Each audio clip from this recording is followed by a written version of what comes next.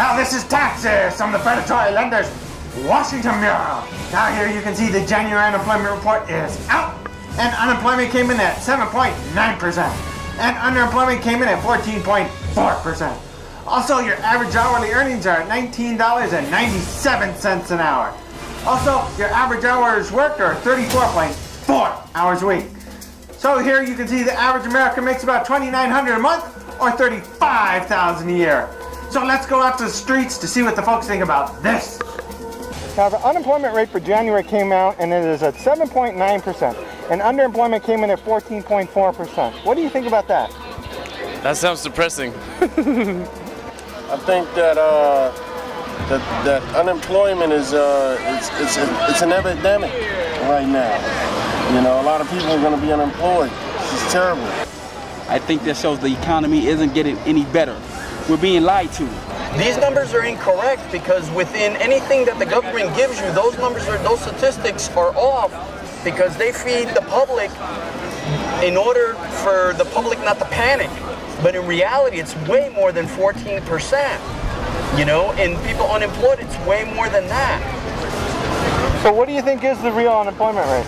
The real unemployment rate in Los Angeles is probably about 18. There was no change in the unemployment rate for the last 5 months. What do you think about that? Change? What change, Obama? That's exactly right. Oh, well, luckily I'm self-employed, but Wonderland isn't really affected,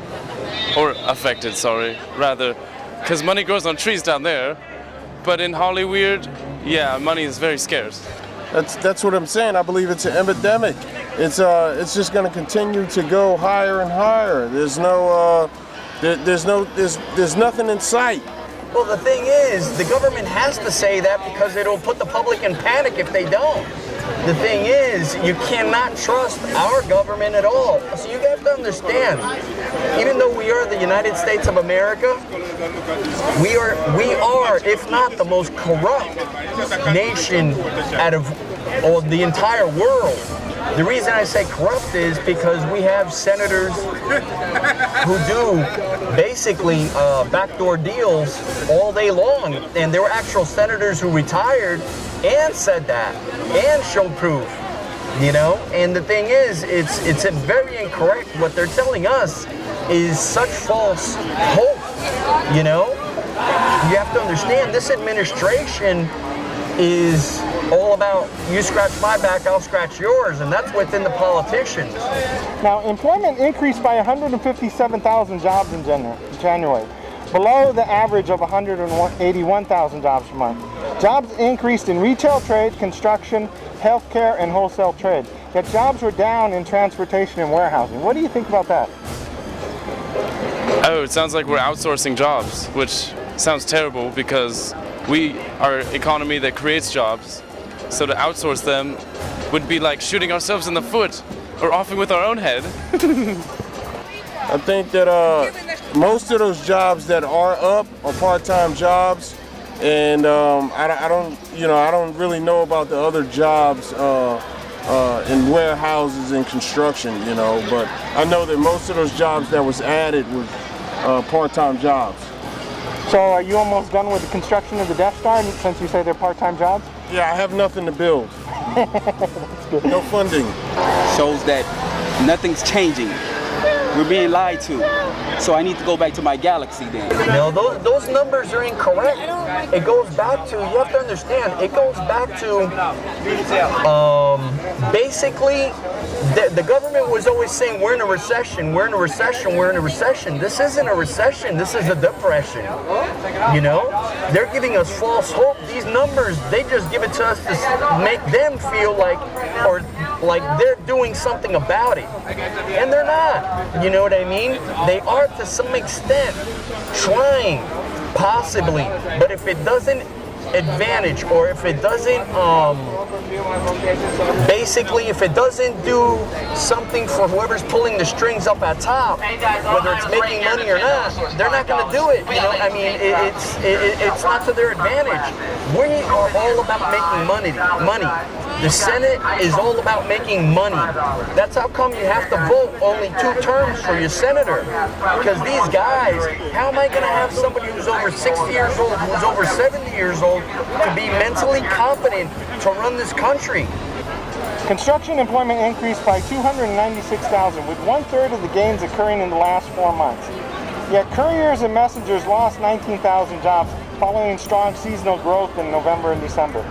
Air transportation lost 5,000 jobs. How will the government budget cuts affect transportation and the housing sector? I have no idea. You know what? I fly by hat, but for all you people who drive cars, I feel very bad for you with $5 a gallon. I think anyone who works in construction, that's backbreaking labor. But if we're building what? Housing? I have no idea. You know, I really don't have an answer for that. I really believe that if you are an intellectual, you're not going to be able to find work. If you like to work with your hands and get out there and swing a hammer, that might be the best route for you to go. You got to understand, if it doesn't, those numbers, if the government is into it, it's going to affect transportation and housing enormously. You know, if it doesn't benefit the senators or whoever's putting this deal together, those budget cuts, you know, it's not going to benefit anybody. You know what I mean? Our government or our Senate has become so corrupt. Like I said, they have to give us these numbers. If you I look at the news every day. They are constantly saying, like, looking good. Well, we killed a terrorist here, we killed a terrorist there, we put jobs here, we put jobs there. But you gotta understand, man, this money, we're in $15 trillion debt. The moment a child is born, he is in debt over $100,000. The moment he comes out of a mother's womb. You know, they can do cuts all they want. We can borrow and print money all we want. But we are literally on the verge of a financial disaster. I guess he's going to have to keep taxing people like me, the rich. The rich? Yes. So in closing, is there any last minute things you'd like to say? Yeah, you know, everybody praises Obama to a certain extent. The media is with him.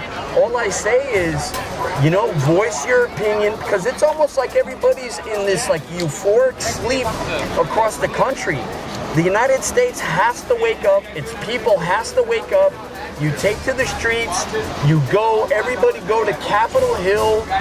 Everybody has to, it almost has to be almost like a revolution just about to wake up. And for your senators, the senators, they have to pass only 2 terms in order for these people, because you have to have fresh blood. These people are so entrenched in their deals. I forget what senator it was, but he said there's no bipartisanship, there's no Republicans, there's no Democrats. That doesn't exist. All they do on Capitol Hill is do backdoor deals all day long, and they make well over $250,000. You know, these people have the power.